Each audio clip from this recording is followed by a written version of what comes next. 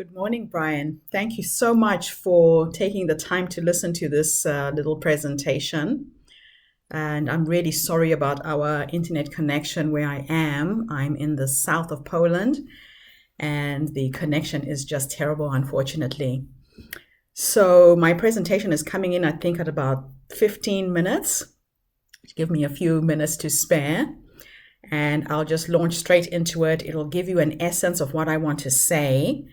I haven't memorized it yet, so please bear with me, but do give me some feedback when you have the time. So here we go.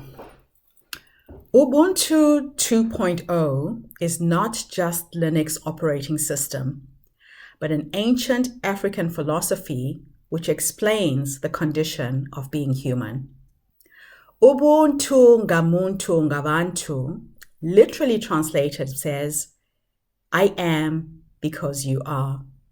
This is the spiritual foundation of most African societies and articulates the condition of being human through a lifestyle of radical connection to others as a way of solving the world's problems. So imagine for a moment if we could solve the world's problems like our blood heals wounds. What would happen next? Ubuntu is the root that grounds us to our human history and the metaphoric soil we all plant our dreams and visions as a race. When you realize that your actions have purpose and depth beyond what you experience in the moment, you learn to tune into the potential for connection in every waking moment you face. I woke up to this at the age of 17, and I found a way to turn my passion to change the world into a way of living and became a serial social entrepreneur. I had gone to visit my grandmother during one of my school holidays, and I remember sitting with her on the veranda in the late afternoon sun, enjoying a large bowl of fresh mangoes and watermelons. The quietness of the afternoon was interrupted by the loud sound of a helicopter coming closer and closer and getting louder and louder.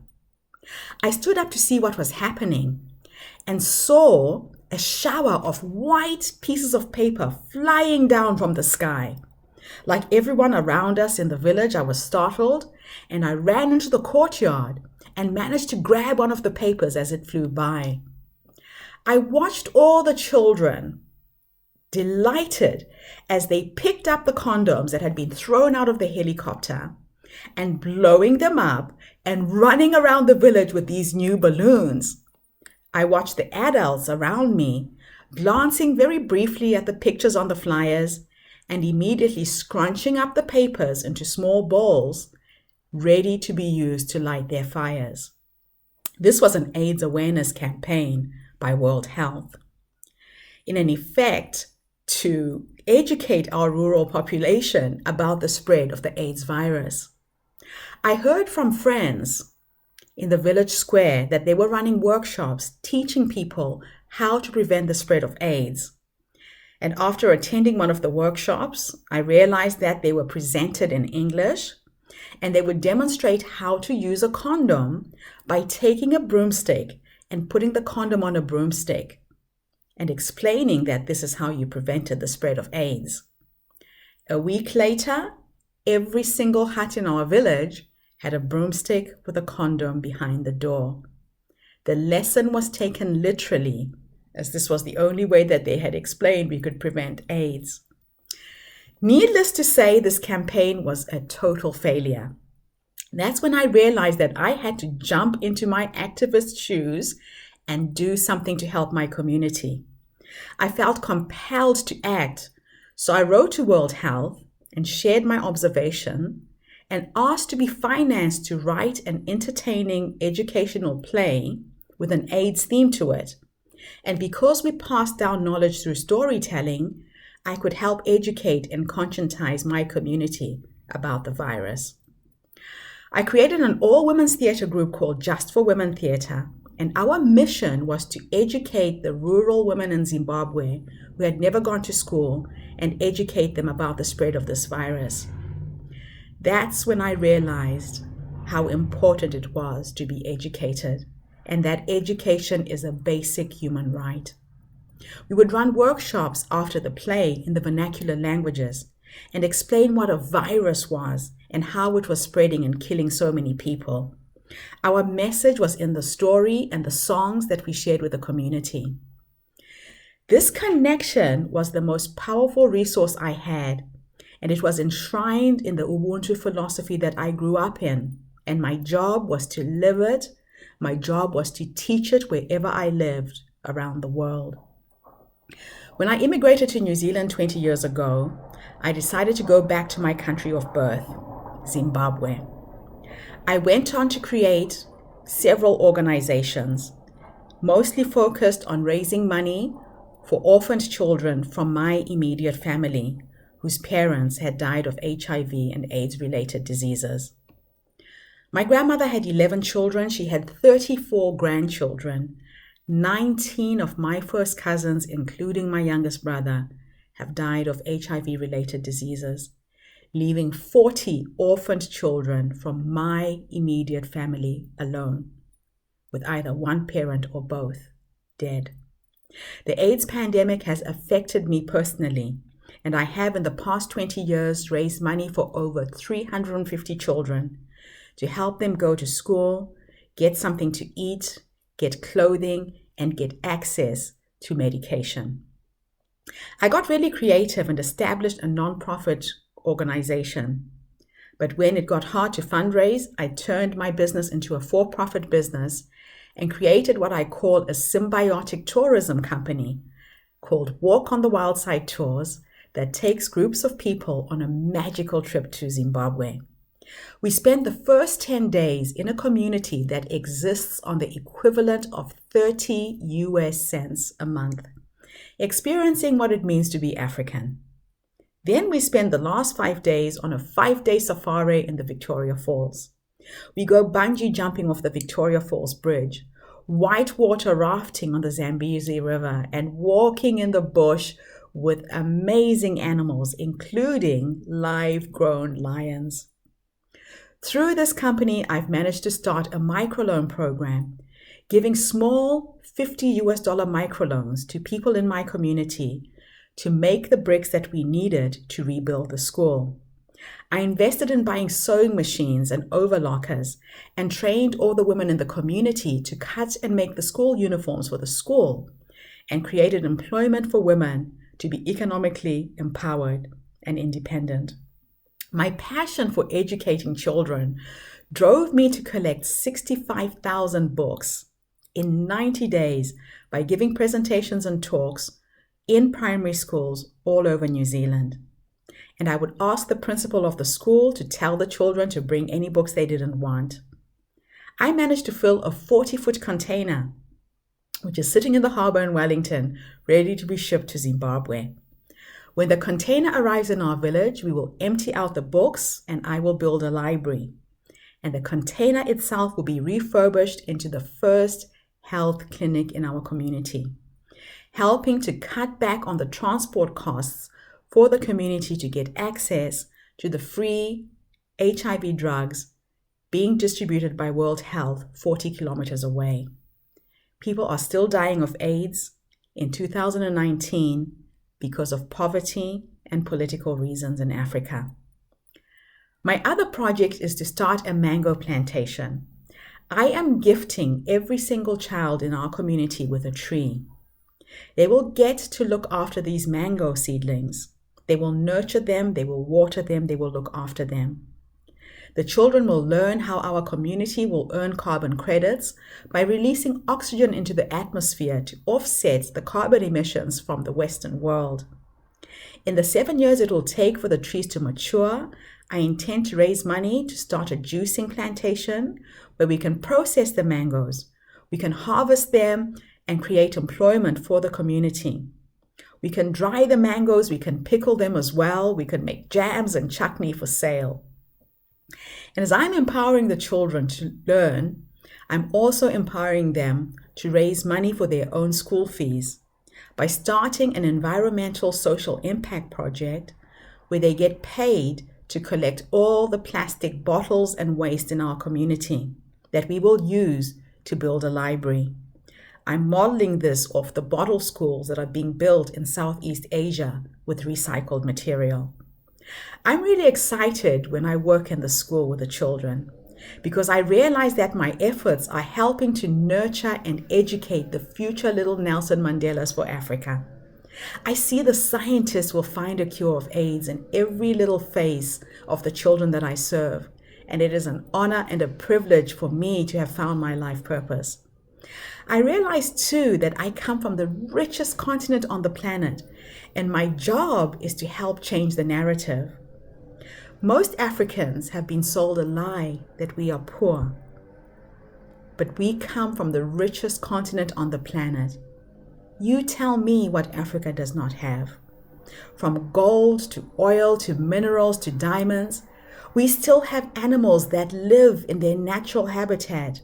We have rivers uncontaminated by industrialization and pollution. We have virgin soil and we grow and eat organic fruit and vegetables every single day. Our only missing piece is education.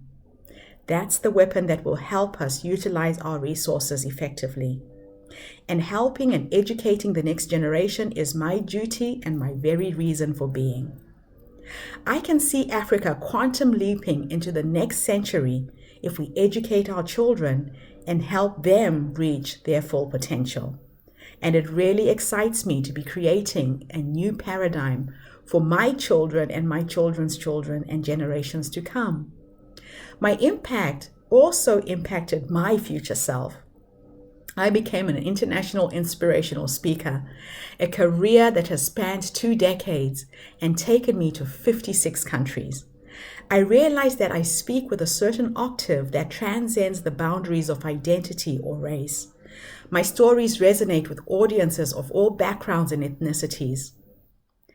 33 years later, after I had started my journey at the age of 17, I found myself at the age of 50, almost dying in a rice field in Bali, Indonesia, having collapsed of congestive heart failure due to high blood pressure. I was given a second chance to live. There are days when I ask myself why I am still here. My experience reminded me why I'm here on this planet. The mission that I committed to doing in this incarnation was to spread the Ubuntu philosophy. So imagine, just for a moment, if we could solve the world's problems like our blood heals wounds. As I lay in that rice field trying to catch my breath, I realized that we are all living on borrowed time, and no one is checking out of this life alive. And this thing we call our breath is a privilege and not a right. I remember my angiogram and watching the dye that the cardiologist had injected into my veins as it rushed into my heart on the monitor in front of me. I started having a conversation with my heart, and I asked her, why? Why are you doing this to me? My heart answered back ever so gently and said, Getrude, you have done this to me. I pump oxygen and nutrients into every single cell in your body to keep you alive, but you have forgotten to take care of me. As I got this understanding, the procedure stopped, and I was told that the coronary arteries were clear, and the fluid that had accumulated around my heart could be drained with the diuretic blood pressure medication that I was on. That's when it became very clear to me that the human race is like the human body, with numerous interdependent cells working together to stay alive. We are one organism.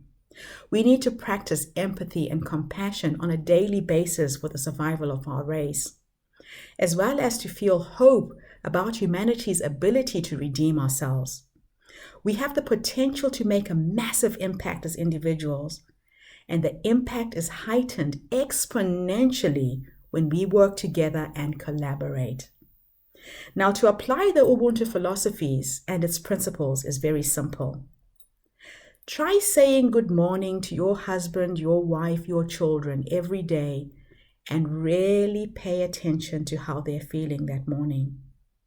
Greet your neighbor or a stranger that you meet at the bus stop or the train station on your way to work.